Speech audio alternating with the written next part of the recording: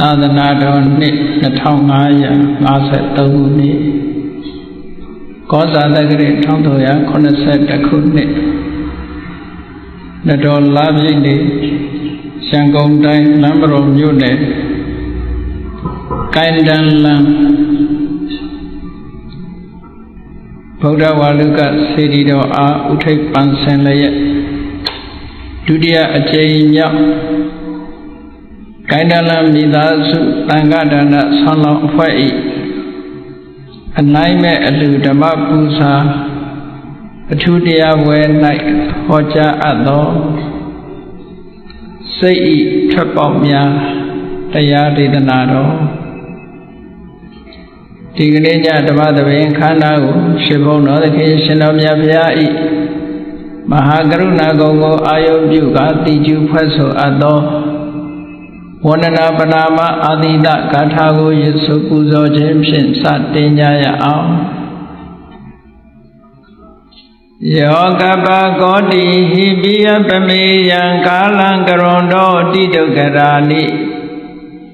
ခေရံကတောလောကဟိတယာနာထောနမောမဟာကာရုဏိကသတတ္တာယောနာထောဝိနိယမြာစွာတတ္တဝါဤချမ်းသာစီးပွားလိုလားတောင်းတဂုံပေါင်းခါသဖြင့်နာထအမြင်ညာခြင်းရှင်တော်မြတ်ဘုရားသည်ကပ္ပကောတိဟိပိဂရေကဘာအရေးအတွက်သင်္ချာတို့ဖြင့်တော်လဲအဘယ်မေယံရည်တွေတိုင်းတာဖော်ပြခြင်းငါမစွမ်းနိုင်ပါသောကာလံလေးအသိချေသိနေကဘာရှိကြသောကာလပတ်လုံးလောကဟိတယတတ္တလောကဤအကျိုးစီးပွားအလုံးငါအတိဒုက္ခရဏိဥ္စာတဲ့ခြေလက်အင်္ဂါမေတ္တာကြီးမှသမိသာနှင့်တထာဇနီဆွန်ခြင်းကြီးဟုကျတိထဝဲ90အစုအလုံးခဲရင်သောအမှုတို့ကိုကရွန်တော်ဖျားဖြစ်ရန်ဤတန်ကြိုးကုတ်အာထုတော်မူရသည်ဖြစ်ဖြစ်ခေရန်လက်ချေမျက်လုံးအသက်ဆုံးရဲ့နှလုံးစိတ်ဝံကိုရောဤပင်မခြင်းသို့ကတောဘဝဒါနကျိန်ဖန်များစွာရောက်တော်မူခဲ့ရရှာလေသည်မဟာကရုဏီကတတ္တဝါများယဝေတာကဲ့သို့တနာချစ်ခင်မဟာကရုဏာရှင်ဖြစ်တော်မူသောဒါသနာတသဝိနိယများစွာတတ္တဝါဤချမ်းသာစီးပွားလိုလားတောင်းတဂုံပေါင်းခါသဖြင့်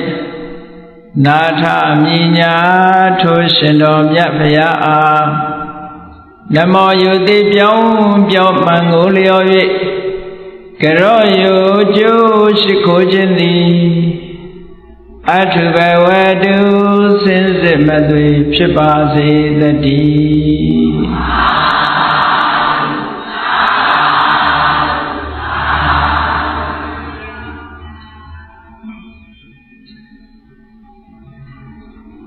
စိတ်ထွက်ပေါက်များထွက်ပေါက်ဆိုတာကိုပါဠိဘာသာနဲ့ဘုရားမြတ်စွာကနေတ္တရဏဆိုတဲ့စကားလုံးကိုအသုံးပြုတာနေတ္တရဏဆိုတာထွက်ပေါက်ပဲတစ်စုံတစ်ခုအခက်အခဲအကြက်တဲတွေနဲ့ကြုံတွေ့နေတဲ့အခါမှာလူတွေကထွက်ပေါက်ရှာလေးရှိကြတယ်ပေါ့လောင်ပိတ်မိနေပြီဆိုလို့ရှိရင်ဥပ္ပုဆိုးလာပြီးတော့ပေါက်ကွဲသွားတဲ့လေတောင်မှပဲလောင်ပိတ်ထားမယ်ဆိုလို့ရှိရင်ပေါက်ကွဲသွားနိုင်လူတွေရဲ့စိတ်ဟာလည်းပဲထို့တူပဲထွက်ပေါက်မပေးပဲနဲ့စိတ်ရဖြစ်စည်းမှုတွေချုပ်တီးထားမယ်ဆိုလို့ရှိရင်ဟောကွဲသွားနိုင်ဒါကြောင့်မို့လို့နှလုံးကွဲတာလို့အရာပြောနေဆိုရင်အသေးကွဲတာလို့ဘာလို့ဖြစ်တာပေါ့ မှန်ကန်တဲ့ထွက်ပေါက်တစ်ခုရဖို့အမတန်မှအရေးကြီးတယ်ထွက်ပေါက်နဲ့ပတ်သက်ပြီးတော့မြတ်စွာဘုရားကစိတ်ရဲ့ထွက်ပေါက်များဆိုတာအမတန်မှမှတ်သားစရာကောင်းလက်တွေ့လဲကြဘုန်းကြီးတို့ရဲ့နေ့စဉ်ဘဝမှာစိတ်နဲ့ပတ်သက်ပြီးတော့အကြအတဲတစုံတရာတွေ့လာမယ်ဆိုလို့ရှိရင်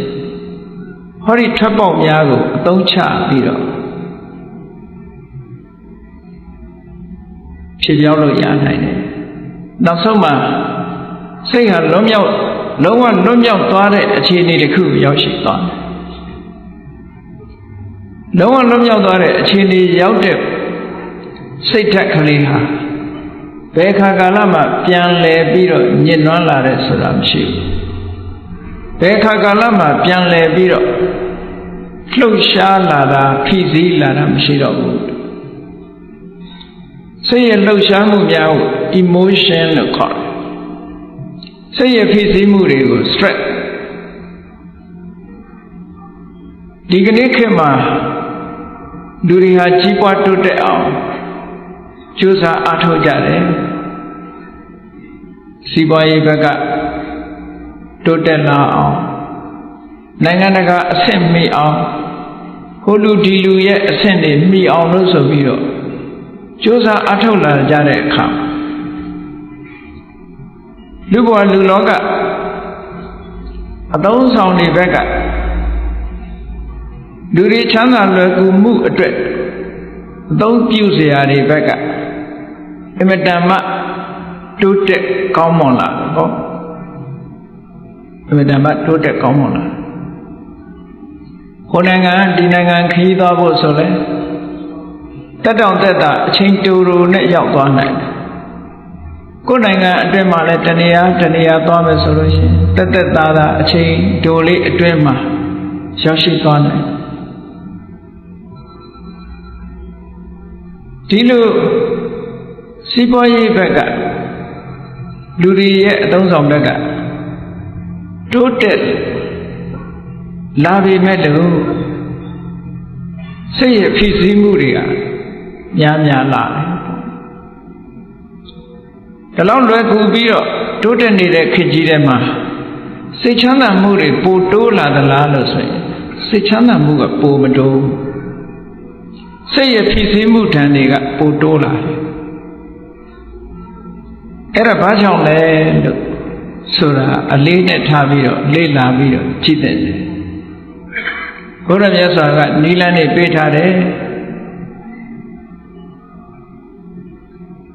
လူတွေရဲ့လိုဘဘယ်တော့မှပြည့်တယ်လို့မရှိပြည့်တယ်မရှိသည့်အတွက်ကြောင့်မပြည့်နိုင်တာကြီးကိုဖြည့်နေမယ်ဆိုလို့ရှိရင်မဆုံးနိုင်တဲ့ခရီးလမ်းကြီးကိုရှောက်နေတာဖြစ်လို့လူတွေရဲ့စိတ်ဓာတ်ဟာလူမြဲလုံးနေမှာပဲအတ္တိတောလောကောတဲ့ဘုရားမြတ်စွာ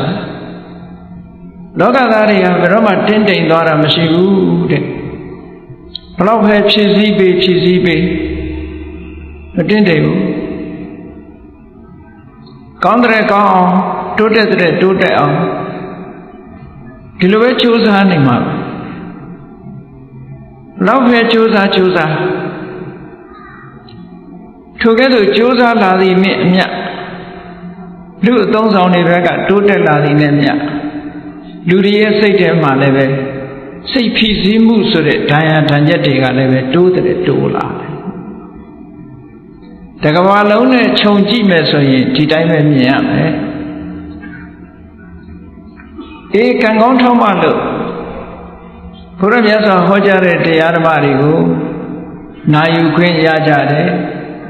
တရားကိုနှလုံးသွင်းခွင့်ရကြတယ်လက်တွေ့ကျင့်သုံးခွင့်ရကြတဲ့ပုဂ္ဂိုလ်တွေမှာထိုစိတ်ဖြစ်စည်းမှုဓာတ်တွေကိုအတော်အသင့်လျှော့ချနိုင်ကြ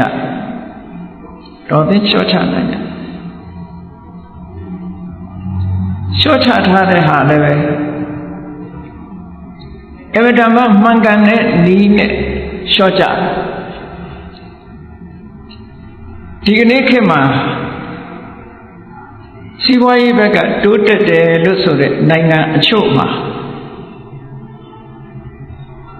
ဘာတွေလဲတိုးတက်နေသလဲလို့ဆိုလို့ရှိရင် stress လို့ခေါ်တဲ့စိတ်ဖိစီးမှုတွေလည်းတိုးတက်နေတယ်။ဒါကြောင့်မို့ stress ဆိုတဲ့စိတ်ဖိစီးမှုတွေတိုးတက်လာသည့်အတွက်ကြောင့်ထွက်ပေါက်ရှာတဲ့အနေနဲ့နိလန်းတွေအသုံးချကြတယ်။ဘုရားမြတ်စွာဟောကြားတဲ့နိလန်းကိုမတွေးရှိသဖြင့်နိလန်းဖြစ်လို့ဖြစ်냐သက်သာလို့သက်သာ냐ဆိုပြီးတော့လောကပညာရှင်တွေက stress ကိုလျှော့ချဖို့ရဤမျိုးမျိုးနဲ့ကြိုးပမ်းလာကြတယ် psychotherapy တို့psychiatrist တို့ psychotherapist တို့စိတ်ဖိစီးမှုတွေကိုဤမျိုးမျိုးနဲ့ဖြေဖျောက်ဖို့ကြိုးစားလာကြတယ်မြန်မာနိုင်ငံမှာတဲ့အနောက်နိုင်ငံတွေဥရောပနိုင်ငံတွေမှာ psychotherapist ဆိုအလုပ်နဲ့စိတ်ဖိစီးမှုကိုလျှော့ချဖို့ကြိုးပမ်းတာပိုများလာ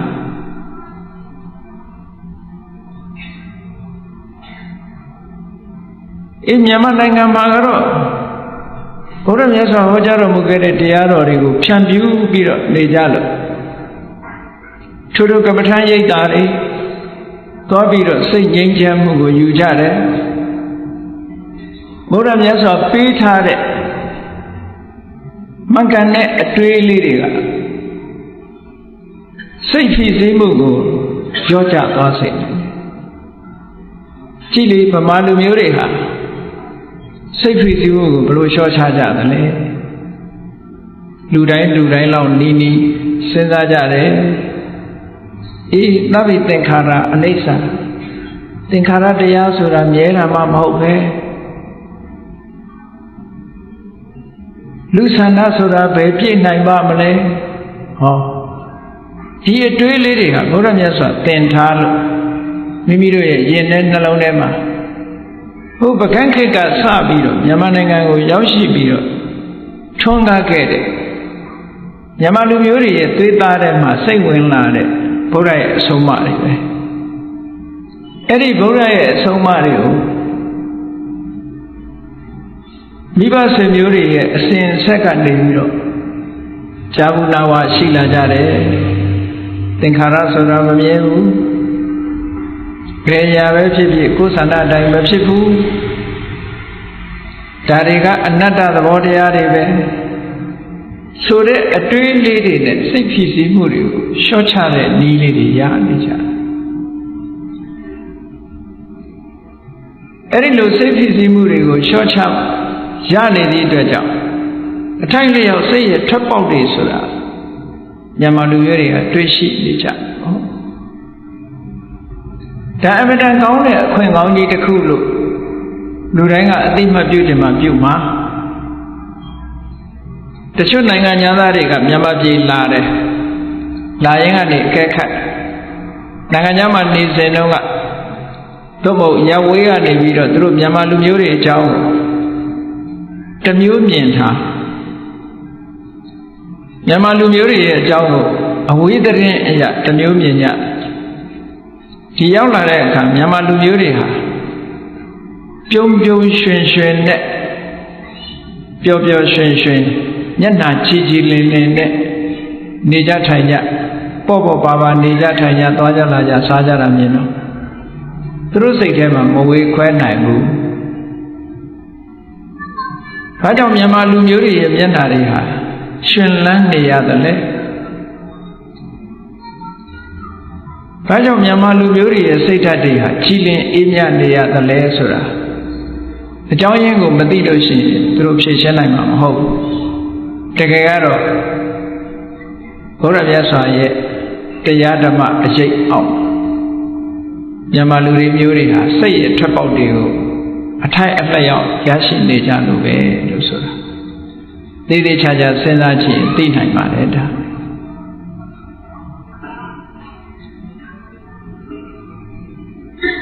တချို့နိုင်ငံတွေမှာဆိုလို့ရှိရင်တက္ကသိုလ်ပညာရပ်တစ်ခုအနေနဲ့ ပြုလုပ်ပြီးတော့တောင်းပါပဲ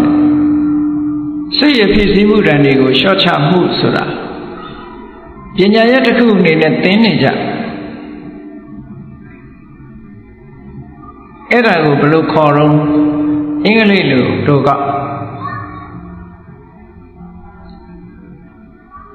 MBSR လို့ခေါ်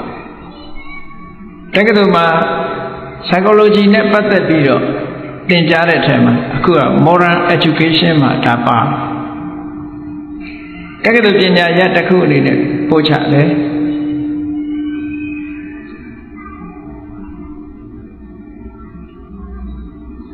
MBSR ဆိုတာ M ဆိုတာ mindfulness B ဆိုတာက based S ဆိုတာ stress R ဆိုတာ reduction mindfulness based stress reduction ဆိုတဲ့ဤပညာတစ်ခုအခြေခံအပြင်ပြောမယ်ဆိုလို့ရှိရင်တတိတရားကိုအခြေခံပြီးတော့စိတ်ဖြစ်စည်းမှုကိုလျှော့ချခြင်းဆိုတဲ့အထိပ္ပယ်ဒါမြန်မာနိုင်ငံမှာတတိပဌာန်ကျင့်စဉ်ပဲဘုရားမြတ်စွာဟောထားတော်မူခဲ့တဲ့တတိပဌာန်ကျင့်စဉ် mindfulness based တတိတရားကိုအခြေခံပြီးတော့စိတ်ရဖြစ်စည်းမှုတွေကိုလျှော့ချထားတယ်ဒါကြောင့်မို့မြန်မာလူမျိုးတွေဟာစိတ်ဆင်းရဲမှုတန်ကိုကြားရှိမခံကြရဘူးထွက်ပေါက်ကလေးတွေရှိတယ်ပေါ့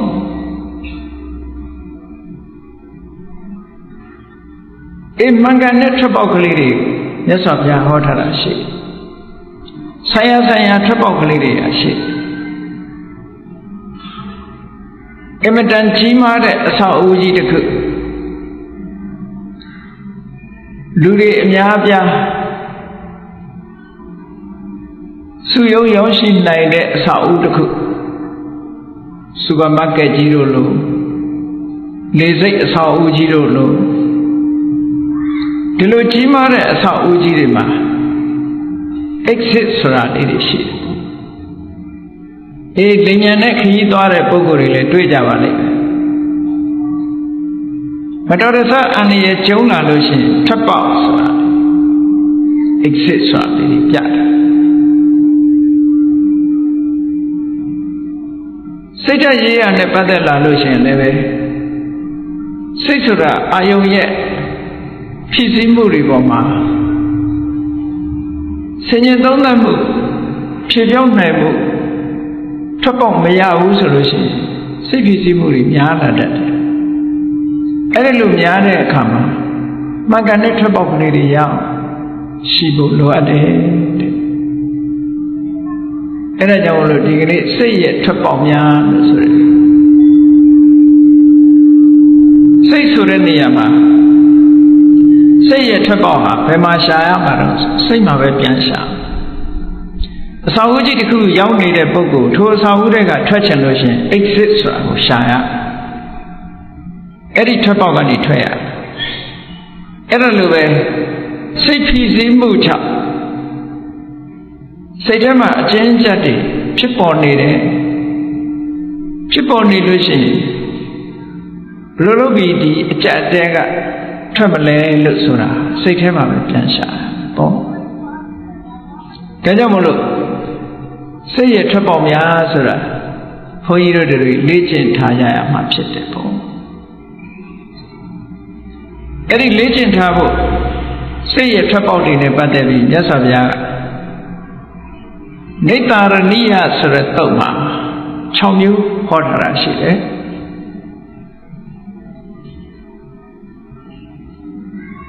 စိတ်ဖြစ်စည်းလာလို့ရှိရင်ထွက်ပေါက်ရဖို့မှန်ကန်တဲ့နည်းနဲ့ထွက်ပေါက်ရဖို့မြတ်စွာဘုရားကလမ်းညွှန်ပေးထားတယ်အဲ့ဒီလမ်းညွှန်ချက်အတိုင်းလိုက်နာကျင့်ကြံကြိုးကိုအားထုတ်မယ်ဆိုလို့ရှိရင်မြည်သူမှစိတ်ထဲမှာပေါက်ကွဲမှုတန်တွေကိုခံရမှာမဟုတ်ပါဘူးဖြစ်လာလို့ရှိရင်လည်းထွက်ပေါက်ရသွားမှာပါမြတ်စွာဘုရားရဲ့တရားဓမ္မတွေကိုမနာရလို့ဒီနည်းစနစ်တွေကိုမသိတဲ့ပုဂ္ဂိုလ်တွေ ဘုရားတရားတော်တွေကိုမျက်ကွယ်ပြုနေလို့ဒီနီးစနစ်ကိုမသိတဲ့ပုဂ္ဂိုလ်တွေဟာစိတ်ရထွက်ပေါက်ဆိုပြီးတော့မိမိတို့တွေးမိရာရာကြံစီမိရာရာထွက်ပေါက်မျိုးမျိုးကိုပြုလုပ်ကြတယ်ဆိုပါစို့လောကလူတွေမှာလူငယ်လူရဲ့အတိုင်းရမိုက်ဝိုင်းနေတယ်ရံခါစိတ်ညစ်เสียဆိုတာတွေ့လာရံခါစိတ်ညစ်เสียတွေ့လာတယ်ရံခါပျော်เสียတွေတွေ့လာတယ်ရံခါစိတ်ထဲမှာအလိုမကျတာတွေတွေ့လာတယ်ရံခါကြတော့မထိမ့်သိမ့်နိုင်တော့အောင်ဒေါသပေါက်ကွဲလာတာမျိုးတွေတွေ့တတ်တယ်အဲ့ဒီလိုစိတ်အကျဉ်းအကျပ် emotion တွေများလာလို့ရှိရင်ထပ်ပေါက်ရှာမရတော့ဘာလို့ကြဒီကနေ့ခေတ်အချို့ပုဂ္ဂိုလ်တွေကစိတ်ကိုဖြစ်စည်းမှုတွေကိုထွက်ပေါက်ရှာတဲ့အနေနဲ့ဘုရားဆေဝါတွေအသုံးပြုကြတယ်အရက်သေးစာတွေတောက်စားကြတယ်အဲ့ဒီနည်းနဲ့ထွက်ပေါက်ရှာလိုက်ကြတယ်ဆိုလိုတာကပြဿနာစိတ်ထဲမှာဖြစ်လာရင်ထိုပြဿနာကိုမေ့ပစ်ဖို့ကြိုးစားမေ့ပစ်ဖို့ကြိုးစားတဲ့နေရာမှာအာယုတစ်ခုနဲ့လွှဲဖယ်ပြီးတော့အစားထိုးပြီးတော့တကယ်ဖြစ်စည်းနေတာကိုဖယ်ရှားပစ်ဖို့မကြိုးစားပဲနဲ့စိတ်ကိုခိတ္တခဏမေ့သွားအောင်တခြားနည်းလမ်းတွေနဲ့ထွက်ပေါက်ရှာကြအဲ့ဒီထွက်ပေါက်ဟာတကယ်အစစ်အမှန်ထွက်ပေါက်မဟုတ်သည့်အတွက်ကြောင့်ဒီထဲမှာပဲပြန်ဝဲလဲလာ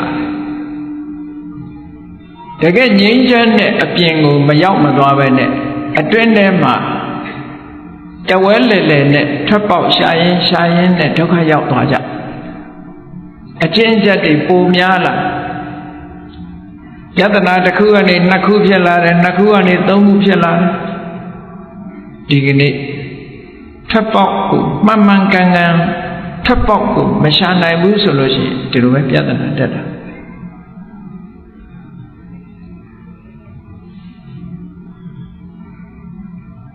တချို့ကပြောကြတယ်မဟုတ်လားလူတယောက်ကွမ်းစားတတ်တဲ့အလေးချင်းလုံးလို့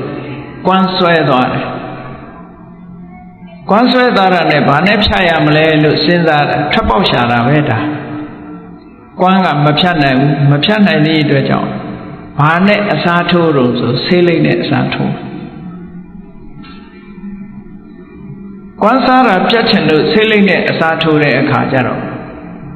ကွမ်းလဲဖြတ်လို့မရဘူးနောက်ထပ်ဆေးလိမ့်ဆွဲတာတစ်ခုထပ်ပေါ်လာတယ်ဟောကွမ်းရောဆေးလိမ့်ရောနှစ်ခုစလုံးဆွဲသွားအဲ့ဒါမျိုးလိုပဲစိတ်ရဲ့ထွက်ပေါက်ကိုအရက်သေးစာတို့မူရစေဝါတို့ဒါတွေနဲ့အစားထိုးပြီးတော့ထွက်ပေါက်ရှာမယ်ဆိုလို့ရှိရင်ပြဿနာတွေကပိုပြီးတော့ပဲတက်လာမယ်တဲ့ဒါကြောင့်မို့လို့အဲ့ဒီဖြေနီးကားတွေဟာမှန်ကန်တဲ့ဖြေနီးကားမဟုတ်ဘူးအဲ့ဒီထွက်ပေါက်ဟာမှန်ကန်တဲ့ထွက်ပေါက်မဟုတ်ဘူးတဲ့ရသော်ဘုရားဟောထားတဲ့ထွက်ပေါက်အလွန်သိမ်မွေ့ပြီးတော့အလွန်ထိရောက်တဲ့ထွက်ပေါက်ပဲအေးကောင်းပြီဘုန်းကြီးတို့တွေမှာယံပါယံခါစိတ်ထဲမှာအလိုမကျမှုဆိုတာဖြစ်တယ်ထို့အလိုမကျမှုကကြီးထွားလာလို့ရှင်ပေါက်ကွဲလာဒေါသပေါ့ဒေါသဖြစ်လာတယ်ဗျာပါဒလို့ခေါ်တဲ့စိတ်ဟာငြိမ်းချမ်းတဲ့စိတ်ကလေးပျက်စီးလာဒေါသဖြစ်လာပြီဆိုလို့ရှိရင်လူရဲ့မျက်နှာဟာလည်းကြည်လင်ခြင်းမရှိတော့ဘူးပြုံးချိုခြင်းမရှိတော့ဘူးမျက်နှာအနေထားမှာပြောင်းလာအဲ့ဒါလို့စိတ်ရဲ့အလိုမကျတဲ့ဗျာပါဒတို့ဒေါသတို့ဖြစ်လာလို့ရှိရင်ထိုဒေါသကိုထွက်ပေါက်ရှာတာတချို့ကဘာတော့ကိုမကျေနပ်တဲ့ဟာ တခြားနဲ့စားထုတ်သို့မဟုတ်မကျေနပ်တဲ့လူကိုတခုခုနဲ့အနိုင်ယူလိုက်တယ်အဲ့ဒီအနိုင်ယူလိုက်တာထွက်ပေါက်မဟုတ်ဘူးသို့သောလူတွေကအဲ့ဒါထွက်ပေါက်ထင်ပြီးတော့အဲ့ဒီကနေထွက်ကြတယ်ပြဿနာထပ်တက်လာတယ်ပေါ့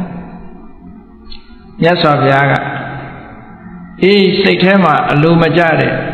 ဗျာပါဒရဲ့ထွက်ပေါက်စိတ်ကဘာလဲဆိုရင်မေတ္တာပါလို့မေတ္တာပွားရမယ်မေတ္တာပွားခြင်းဖြင့်ဗျာပါဒရဲ့ထွက်ပေါက်ကိုရရှိနိုင်တယ်ဒါမှန်ကန်တဲ့နည်းစနစ်ပဲလောကကြီးမှာမြတ်စွာဘုရားကဟောထားတယ်ယံကိုယံလင်းမတုံနှင်းနဲ့ယံကိုယံနဲ့တုံလို့ရှိရင်ဘယ်တော့မှမငြိမ်းဘူးတဲ့ဥပမာပေးထားတယ်မစင်ញေကျေးတွေပေးနေတဲ့နေရာကိုရေနဲ့သာဆေးလို့ရတယ်ထိုမစင်အညစ်ကြေးနဲ့ဆေးကြောလို့မရဘူးပို့ပြီးတော့သာညစ်သေးသွားမယ်ရေစင်ရေတန်းနဲ့ဆေးကြောမှသာလည်းပြောင်းနိုင်ထို့တူပဲဗျာပါဒလောက်ဆိုတဲ့အလိုမကျတဲ့စိတ်ထဲမှာတင်းကျပ်လာတဲ့စိတ်ထဲမှာဖြစ်ပေါ်လာတဲ့ဒေါသဆိုတဲ့ emotion တစ်ခုဖြစ်ပြောင်းခြင်းတော့မေတ္တာဆိုတဲ့ထွက်ပေါက်ကသွားရမယ်တဲ့ဒါမေတ္တာစိတ်အလိုမကျနေတဲ့စိတ်ရဲ့မှန်ကန်တဲ့ထွက်ပေါက်တစ်ခုပါတဲ့ဒါကိုမြတ်စွာဘုရားကဟောတယ်ဘုရားမြတ်စွာဟောကြားတဲ့စကားလုံးတိုင်းပြောရလို့ရှိရင်နိတ္တရဏံဣတံဗျာပါဒတယတိထံမေတ္တာစေတောဝိမု ക്തി စိတ်ရဲ့လွတ်မြောက်မှုလို့ဆိုတဲ့မေတ္တာဟာဗျာပါဒလို့ဆိုတဲ့စိတ်အလိုမကျမှုရဲ့ထွက်ပေါက်ဖြစ်ပါတယ်ဘုန်းကြီးတို့တွေဒေါသဆိုတဲ့စိတ်ထဲမှာအလိုမကျမှုဒုတိယကိုမုန်းတိမှုဆိုတာတွေအဲ့ဒီမုန်းတိမှုအလိုမကျမှုဆိုတာကိုယ်တဏ္ဍာမှာဖြစ်နေလို့ရှိရင်စိတ်နှလုံးဟာပူလောင်နေတာအဲ့ဒီပူလောင်မှုတွေကိုမလိုချင်ဘူးထာဝရအေးချမ်းနေတာကိုလိုချင်တယ်ဆိုလို့ရှိရင်မေတ္တာနဲ့အစားထိုးလိုက်ပါတဲ့မေတ္တာဟာတကယ်ထွက်ပေါက်ပါမေတ္တာနဲ့အစားထိုးလိုက်လို့ရှိရင်ဗျာပါဒကလုံးဝနှလုံးသားထဲကနေ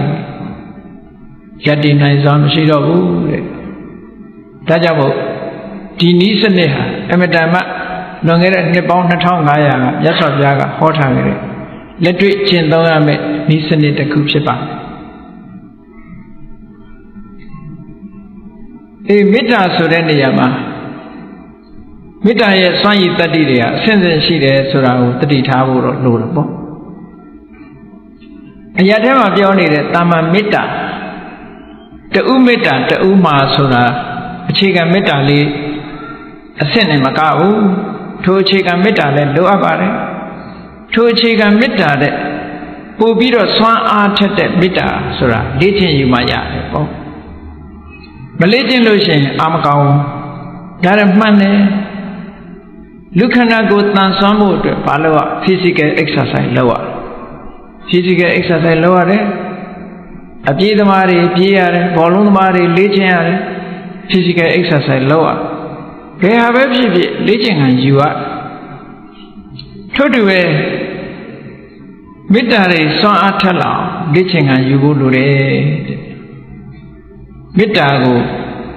ပြိုးပြီးတဲ့အခါထိုမေတ္တာတွေဟာပို့ပြီးတော့ကိုယ်တဏ္ဍာမှာခိုင်မာတဲ့ခိုင်မာလာအောင်စွမ်းရည်တွေတက်လာအောင်လေ့ကျင့်ပြီးယူဖို့လိုတယ်ဒီနေရာမှာမေတ္တာနဲ့ပတ်သက်ပြီးတော့လေ့ကျင့်နည်းအကျဉ်းလေးကိုပြောရမယ်ဆိုလို့ရှိရင်ပထမလေ့လာရမှာကမေတ္တာဆိုတဲ့သဘောတရားကိုလေ့လာခြင်းပြီဆိုလို့ရှိရင်ကိုယ်တဏ္ဍာမှာမေတ္တာဆိုတာကိုတွေးအောင်ရှာဖို့လိုတယ်အရက်ထဲမှာတော့တဏှာရာဂနဲ့ချစ်တဲ့အချစ်ကိုမေတ္တာလို့အရက်ထဲမှာခေါ်နေတယ်အဲ့ဒါနဲ့လုံးဝမတူဘူးအဲ့ဒါနဲ့ရောထွေးသွားတတ်တယ်ဆိုလိုတာကရာဂနဲ့ မေတ္တာရာဂနဲ့မေတ္တာဟာဆင်ဆင်တူတယ်ဒုတိယကိုချစ်ခင်ပြီဆိုလို့ရှိရင်ဖေးပါပေးခြင်းလားမေတ္တာကလည်းတတ္တဝါတွေပေါ်မှာဖေးပါပေးတဲ့သဘောရှိတယ်အလုံးပေါ်မှာအကျိုးလိုလားတဲ့သဘောရှိတော့သဘောချင်းကနီးနေတယ်နီးနေသည့်အတွက်ကြောင့်မေတ္တာစစ်စစ်ဖြစ်ဖို့ဆိုတာအမှန်တမ်းခရင်သွားမေတ္တာကိုဘာကနေဝင်ပြီးတော့အယောင်ဆောင်တတ်တယ်လဲလို့ဆိုရင်ရာဂကမေတ္တာရောင်ဝင်ပြီးတော့ဆောင်တတ်တယ်တဲ့လှိစားမှုလို့ခေါ်တယ်။ဒါကြောင့်မို့နိတ္တိအထက်ကထာဆိုတဲ့ကျမ်းမှာလှည့်စားမှုတွေနဲ့ပတ်သက်ပြီးတော့ရေးထားတာရှိတယ်။အဲ့ဒါတွေကိုစုစည်းပြီးတော့မြန်မာနိုင်ငံမှာရွှေကျင်ကိုင်းကြီးကိုတည်ထောင်သွားတဲ့မင်းတို့မင်းလက်ထက်ကရွှေကျင်ဆရာတော်ကြီးဆိုတာမန္တလေးတောင်မြောက်ဘက်မှာရွှေကျင်တိုက်တွေရှိတယ်။အဲ့ဒီရွှေကျင်ဆရာတော်ကြီးရေးတဲ့စာအုပ်တော့ရှိတယ်။ဝိဇနာဓိပနိလှည့်စားမှုတွေကိုထင်ရှားပြတဲ့ကျမ်း။အဲ့ဒီဝိဇနာဓိပနိဆိုတာလှည့်စားမှုတွေကိုသရုပ်ဖော်ထားတာ။အစဆုံးဘာနဲ့သရုပ်ဖော်ထားတော့ဆိုရင်ကြည့်ရာဂောမေတ္တာယဝိဇေတိအဲ့ဒီစကားလုံးလေးပါရာဂောမေတ္တာယဝိဇေတိတဏှာရာဂသည်မေတ္တာရောင်ဆောင်ပြီးတော့လှည့်စားသွားတတ်တယ်အဲ့ဒါကြောင့်မို့လို့တဏှာနဲ့မေတ္တာကွဲအောင်အရင်ကြည့်ဖို့လိုတယ်မေတ္တာဆိုတာသူ့အကျိုးကိုလိုလားတဲ့စိတ်ဓာတ်တဏှာဆိုတာကိုယ့်အကျိုးကိုဦးစားပေးတာမေတ္တာဆိုတာ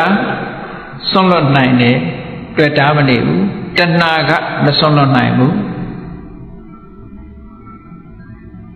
အမှန်တမ်းကွဲပြားခြားနားမှုတွေရှိတယ်တဏှာချင်းနဲ့မေတ္တာချင်းတဏှာချက်ကပူလောင်တယ်မေတ္တာချက်ကအေးမြမေတ္တာဆိုတာအတွေ့အတာကင်းတယ်ကောင်းကျိုးချမ်းသာကိုလိုလားတဲ့စိတ်သဘောပဲမေတ္တာဆိုတာသူ့အတွက်တဏှာဆိုတာကိုယ့်အတွက်စဉ်းစားကြည့်လေလူတွေကဘယ်သူကိုခင်ပါတယ်ချစ်ပါတယ်နဲ့ပြောနေကြတကယ်ချစ်တာဟုတ်ကလားလို့ဆိုတကယ်ဆန်းစစ်ကြည့်လိုက်တဲ့အခါကျတော့သူ့ကိုချစ်တာမဟုတ်ဘူးသူ့မြင်နေရလို့ရှိရင်ကိုယ်စိတ်ချမ်းသာအဲ့စိတ်ချမ်းသာမှုလေးကိုချစ်တာဒါကိုလူတွေမျက်စိလဲသွားတယ်ကြည့်လေစဉ်းစားကြည့်အမေကသားသမီးကိုချစ်တယ်အဖေကသားသမီးကိုချစ်တယ်ဒီလိုပြောကြကဲအမေချစ်တဲ့သားသမီးအဖေချစ်တဲ့သားသမီးကအမေစကားနားမထောင်ဘူးအဖေစကားနားမထောင်ဘူးဆိုလို့ရှိရင်နောက်ဆုံးကြတော့အမေအဖေကချစ်နိုင်မှာအောင်မလားအမေအဖေကိုအမေအဖေကဒီသားလေးဒီသမီးလေးကိုကြည့်ပြီးတော့သူ့ရဲ့စိတ်ကျေနပ်မှုကလေးရနေတာအဲ့ဒါကိုချစ်တာသူ့ရဲ့စိတ်ကျေနပ်မှုလေးကိုဖြက်လို့ဖြက်စီးလှုပ်လာပြီဆိုရင်သွားတော့သတင်းစာတွေကထည့်ပြီးတော့သားသမီးတွေအမွေပြတ်ကြော်ညာတာတွေမရှိဘူးလားရှိတယ်ဘာဖြစ်လို့အမွေပြတ်ကြော်ညာရတာလဲလို့ဆိုရင်သူ့ရဲ့ပီတိသောမနတဆိုတဲ့ခံစားချက်လေးကိုဖြည့်ဆည်းပြလို့တဲ့အဓိပ္ပာယ်ကဒါပဲဒီသားဒီသမီးကိုအာယုံပြုတ်ပြီးတော့ပီတိသောမနတလေးသူမရတော့မရသည့်အတွက်ကြောင့်မင်းမနေနဲ့တော့ပဲဒါပဲအဲ့တော့တဏှာချင်းနဲ့မေတ္တာချစ်ကအလုံးကွာ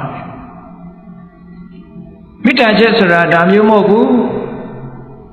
ကျိုးစီးပွားကိုလိုလားတယ်ကောင်းစားစေခြင်းနဲ့ကြီးပွားစေခြင်းနဲ့သို့တော့တွေ့တာမနေဘူးကိုယ့်အတွက်မစင်စားဘူးသူ့အတွက်တစ်ဖက်သက်စဉ်းစားတယ်ဟောမေတ္တာဒီရဲ့ရှင်းအောင်ပြောရမယ်ဆိုလို့ရှိရင်မေတ္တာဆိုတာမိတ်ဆွေရဲ့စိတ်ဓာတ်ကိုခေါ်တာပါဒီစကားလုံးလေးဖြစ်လာတာကိုအကြည့်မိတ္တတဧတမေတ္တာမိတ္တတမိတ်ဆွေတန်ငယ်ချင်းရဲ့ဧတဥစ္စာဖြစ်တဲ့စိတ်သဘောထားပဲမေတ္တာ မိတ်ဆွေတကယ်ချင်းရဲ့စိတ်သဘောထားစိတ်နေစိတ်ထားအဲ့ဒါဟာမေတ္တာဒီစဉ်းစားကြည့်လို့ရှိရင်လူတိုင်းမှာမိတ်ဆွေသင်္ကားတွေရှိကြတယ်အပေါင်းအသင်းတကယ်ချင်းတွေရှိကြတယ်တကယ်ချင်းနဲ့စကားပြောရင်ပျော်တယ်တကယ်ချင်းနဲ့တွေ့ရရင်ပျော်တယ်တကယ်ချင်းနဲ့နေခြင်းနဲ့တကယ်ချင်းရဲ့အကျိုးစီးပွားကိုလိုလားတယ်ဟောအဲ့ဒီစိတ်ဓာတ်မျိုးလေးတွေဟာမေတ္တာလို့ခေါ်တာပဲအဲ့ဒီမေတ္တာသည်ခုနကတဏှာရာဂဆိုတဲ့အချက်နဲ့မတူဘူးတဲ့ကောင်းပြီမေတ္တာဆိုတဲ့သဘောတရားဟာအာရောဒအမုန်းကင်းစင်တဲ့သဘောတရားကောင်းကျိုးချမ်းသာကိုလိုလားတဲ့ကြီးပွားစေခြင်းတဲ့သဘောတရားလေးပဲအဲ့ဒီသဘောတရားလေးဟာ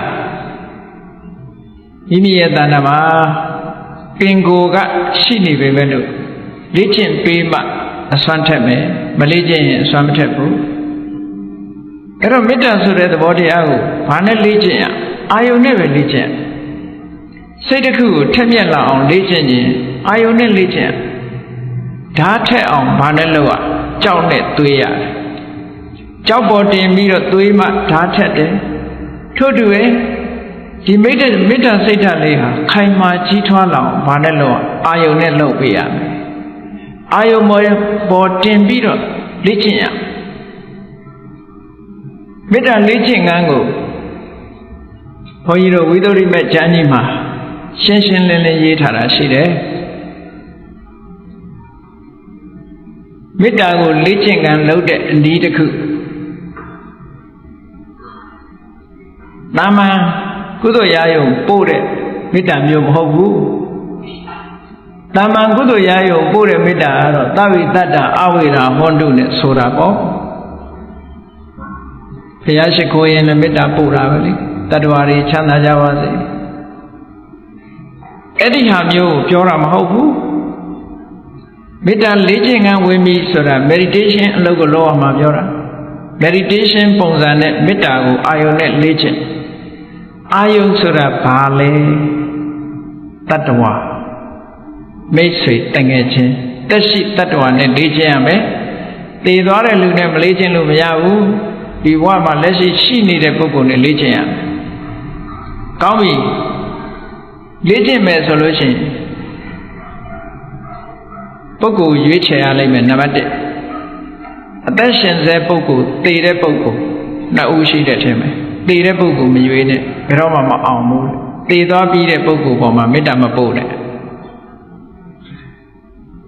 မေတ္တာလေ့ကျင့်ပြီးတော့တို့ယူခြင်းတယ်ဆိုလို့ရှိရင်တည်တဲ့ပုဂ္ဂိုလ်ဖယ်ထားလိုက်လက်ရှိအသက်ထင်ရှားရှိတဲ့ပုဂ္ဂိုလ်ကိုရွေးပါအဲ့ဒါလို့ရွေးတဲ့အခါမှာလည်းပဲလူကို3မျိုးလောက်ခွဲလိုက်3မျိုးလောက်ခွဲလိုက်တဦးကကိုယ်နဲ့အမတန်ခင်မင်ရင်းနှီးတဲ့ပုဂ္ဂိုလ်ဟောတာတဦးဟိုတဦးကခင်လည်းမခင်မုန်းလည်းမမုန်းတဲ့တာမန်ပုဂ္ဂိုလ်နောက်တဦးကမုန်းတဲ့ကိုရန်သူဟော3မျိုးခွဲလိုက်ပုဂ္ဂိုလ်3စားရှိလူတိုင်းဟာဒီလို3စားရှိနေမှာပဲအများအားဖြင့်ဒါရေပုံရအားဖြင့်ပြောတဲ့စကားပေါ့အဲ့ဒီထဲမှာဘယ်ပုဂ္ဂိုလ်ကိုရွေးရမလဲမေတ္တာစပြီးတော့ပြိုးတော့မယ်ဆိုလို့ရှိရင်ကိုယ်နဲ့ခင်လည်းမခင်မုန်းလည်းမမုန်းတဲ့ပုဂ္ဂိုလ်ကိုသွားရွေးမယ်ဆိုရင်မေတ္တာပြိုးဖို့ခက်လိမ့်မယ်ဘာဖြစ်လို့တော့ဆိုသူ့ပေါ်မှာခင်မခင်တာကိုအဲ့သူ့ပေါ်သူ့ကိုရွေးလို့မဖြစ်ဘူးပထမအနေနဲ့ရန်သူကိုရွေးမလားဆိုဟာရန်သူသွားရွေးရင်တော့ဒေါသဖြစ်မှာပဲမေတ္တာပြိုးလို့မရဘူးဒါကြောင့်မို့ရန်သူကိုလည်းမရွေးနဲ့အဲ့တော့ပိယပုဂ္ဂလဆိုတာကိုခင်မင်ချစ်ခင်တဲ့ပုဂ္ဂိုလ်ရွေးလိုက်ပါတဲ့ဒါမေတ္တာပို့တော်မယ်ဆိုအဲ့ဒါကစအဲ့ဒီပုဂ္ဂိုလ်ရွေးဒီရွေးတဲ့နေရာမှာလည်းပဲနောက်တစ်ခုတတိထားစရာလိန်တူကိုပဲရွေးရမယ်တဲ့လိန်ခွဲကိုသွားမရွေးရဘူး ဆိုလိုတာကမေတ္တာပို့မဲ့ပုဂ္ဂိုလ်ဒီအမျိုးသားဆိုရင်အမျိုးသားတန်ငယ်ချင်းတွေကရွေအမျိုးသမီးဆိုရင်အမျိုးသမီးတွေရွေအမျိုးသားကအမျိုးသမီးကိုသွားရွေးမယ်အမျိုးသမီးကအမျိုးသားကိုသွားရွေးမယ်အမျိုးသားကအမျိုးသမီးကိုရွေးမယ်လိမ့်မတူတာကိုသွားရွေးလို့ရှိရင်မေတ္တာဖြစ်မဲ့အစားတဏှာရာဂတွေဖြစ်တာတတ်တယ်အန္တရာယ်ရှိတယ်ပေါ့ဒါကြောင့်အဲ့ဒါလို့မရွေးရဘူးအမျိုးသားဆိုရင်အမျိုးသားချစ်ခင်တဲ့ပုဂ္ဂိုလ်ရွေးအမျိုးသမီးဆိုရင်အမျိုးသမီးတွေကချစ်ခင်တဲ့ပုဂ္ဂိုလ်ရွေးတဲ့အဲ့ဒါလို့ရွေးပြီးတော့စိတ်ဓာတ်ကိုလေ့ကျင့်ပေးရမေတ္တာစိတ်ကိုလေ့ကျင့်ပေးရအဲ့ဒီလေ့ကျင့်တော့မယ်ဆိုလို့ရှိရင်အစပထမဘာလုပ်ဖို့လိုလဲနှိုင်းရှင်မှုဟာအမှန်တမ်းအရေးကြီးမြန်မာလိုပြောရင်ဗမာလူမျိုးတွေပြောတဲ့စကားကိုချင်းစာတရားဆိုတာမရှိဘူးလားရှိတယ်ကိုချင်းစာတရားထားတတ်ဖို့အတွက်ကိုအရင်ဆုံးကိုစဉ်းစားလိုက်ပါမေတ္တာပို့လိုက်ပါကိုမေတ္တာပို့တာကတော့ဒါကဘာဝနာအတွက်မဟုတ်ဘူးလေ့ကျင့်တာမဟုတ်ဘူးလွယ်အောင်လို့ပြင်ဆင်လိုက်တဲ့သဘောပဲဆိုပါစို့မေတ္တာပို့တဲ့အခါမှာချမ်းသာပါစေလို့ပြောကြတာလားသို့မဟုတ်ကျမ်းမာပါစေလို့ပြောကြတာလားသို့မဟုတ်အဆင်ပြေပါစေလို့ပြောကြတာလားတခုခုပဲကိုကြိုက်တဲ့ဟာနဲ့ပြောလို့ရတယ်ကျမ်းမာပါစေလို့ပြောချမ်းသာပါစေလို့ပြောအရာခတ်သိမ်းမှာအဆင်ပြေပါစေလို့ပြောအောင်မြင်ကြီးပွားပါစေလို့ပြောဘာနဲ့ပြောပေါ့အဲ့ဒီအတွေးလေးကိုထိုပုဂ္ဂိုလ်ပေါ်မှာပြောရမယ်ဆိုပါစို့ဘုန်းကြီးတို့တွေယောက်ျားဆိုရင်ယောက်ျားကလေးတန်ငယ်ချင်းမိန်းကလေးဆိုမိန်းကလေးတန်ငယ်ချင်းပေါ့ခုခေတ်တည်း friend တွေအများတယ် girlfriend boyfriend ကိုယ့်အကိုယောက်ျားလေးဆိုယောက်ျားလေးတန်ငယ်ချင်းကိုရွေးမိန်းကလေးဆိုမိန်းကလေးတန်ငယ်ချင်းရွေးပြီးတဲ့အခါကိုတယောက်တည်းနေတဲ့အချိန်လေးမှာထိုပုဂ္ဂိုလ်ရဲ့မျက်နှာစိတ်ထဲမှာပေါ်လာအောင်ပုံဖော်လိုက်ပုံဖော်လို့မရဘူးဆိုရင်ဓာတ်ပုံလေးတစ်ခုတောင်းကိုရှိမှချပေါ့ဓာတ်ပုံနဲ့ကြည့်ပြီးတော့ပုံဖော်ပေါ့စိတ်ထဲမှာပုံဖော်လို့ရရင်စိတ်ပုံဖော်လိုက်သူ့ရဲ့ပြုံးရွှင်နေတဲ့မျက်နှာကြည်နူးနေတဲ့မျက်နှာလေးကိုကြည့်ပြီးတော့အစဉ်ထာဝရပြုံးနိုင်ပါစေချမ်းသာပါစေကျမ်းမာပါစေရှင်လန်းပါစေကိုလိုချင်တဲ့စကားလုံးလေးတစ်ခုနဲ့အသုံးချပြီးတော့အဲ့ဒီစိတ်ကလေးထပ်တလဲလဲဖြစ်နေအောင် repetition လုပ်တာခေါ်ထပ်ပြီးတော့ဖြစ်တခါတည်းမဟုတ်ခုခေတ်သချင်းဆိုတဲ့အခါ repeat တွေပေါ်တယ်ပေါ့လားထပ်ကြော့နေတာလေအဲ့တော့မေတ္တာကြော့နေရဘယ်နဲ့ပြန်ကြော့ရမလို့ဆိုရင်တဏှာကြီးလုံးရင်တဏှာကြီးလုံးကြော့နေရမှာပဲအဲ့ဒါလို့ဓာများသွေးတဲ့အခါမှာကြောက်နေဒီလိုပုတ်နေတယ်လို့ပဲဒီချမ်းသာပါစေဆိုတဲ့စိတ်ကလေးနဲ့ခုနကဣယပုဂ္ဂိုလ်နဲ့ပုတ်ပေးနေရအဲ့ဒါလေ့ကျင့်နေတာလို့ခေါ်တယ်အဲ့ဒါလို့ပုတ်ပေးနေလိုက်တဲ့အခါမှာဘယ်လိုအနေထားထီအောင်ရောက်လာတယ်လဲလို့ဆိုရင်ဘယ်နေရာသွားဒီပုဂ္ဂိုလ်ရဲ့မျက်နှာပဲမြင်နေမျက်စိတွေကဒီပုဂ္ဂိုလ်မျက်နှာမထွက်အိပ်မပြောသေးခင်သူ့မျက်နှာပဲမြင်နေတယ်တခြားအသိမမြင်စိတ်ကအဲ့ဒီပေါ်မှာပဲစိတ်ဟာငြိမ်ကြလာပေါ့အဲ့ဒါလို့ငြိမ်ကြလာတဲ့အပေါ်မှာမေတ္တာစိတ်ကလေးနဲ့ထပ်ပြီးတော့ပုတ်ပင်းနေလို့ရှိရင်နောက်ဆုံးမှာတမာရီတွေစွမ်းအားတွေကောင်းလာလို့ရှိရင်ဇန်တောင်ရလာတယ်ဗမာတွေကဇန်ဆိုရင်ကောင်းကင်ပြန်တာကြီးပဲအောင်းမေ့တယ်ဒါကောင်းကင်ပြန်တာကိုပြောတာမဟုတ်ဘူးဇန်ရတယ်ဆိုတာအဲ့ဒီအာယုံလေးပေါ်ကိုအမြဲတမ်းစူးစိုက်ပြီးတော့နေနိုင်တဲ့စွမ်းအားတတ္တိလေးရလာတာပြောတာနော်ပထမဇန်ဆိုတဲ့စွမ်းရည်တတ္တိကိုလိုချင်တဲ့အချိန်လေးရလာမယ်ဇန်ဆိုတာဘာကိုပြောတာလဲလို့ဆိုရင်ခုနကတငယ်ချင်းရဲ့မျက်နှာပေါ်မှာစိတ်ကလေးအမြဲရောက်နေအောင်ပို့ပေးနေတဲ့ဝိတက်လို့ခေါ်တဲ့သဘောတရား initial application နဲ့ Eri Poma, to Mianagli Poma, ye wedded, say her. Qualo Mayala de Anitamio Chenide. Sustain applications with a Wisara. We did Wisara, a cookie or no, oh, Bale. Fertilizer will a Wisara look or she did it, and a dormayone, no? We did Wisara. Wite sura ayo mo sai kle ko putin pe nida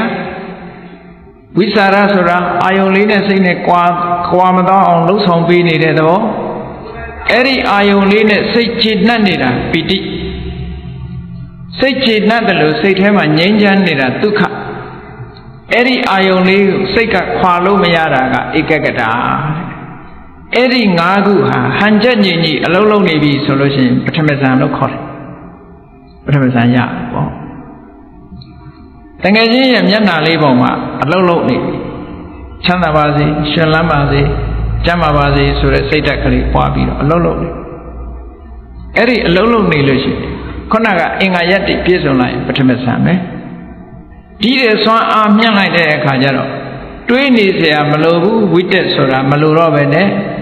အာယုန်လေးကခွာလို့မရတာရဲ့ကျေနပ်နေတာရဲ့နော်စိတ်ထဲကချမ်းမြေ့နေတာရဲ့တည်ငြိမ်နေတာရဲ့ဒီသဘောလေး 4 မျိုးလေးနဲ့ဖွဲ့စည်းလိုက်တာကြတော့ဒုတိယဇန်အဆင့်လို့ခေါ်တယ်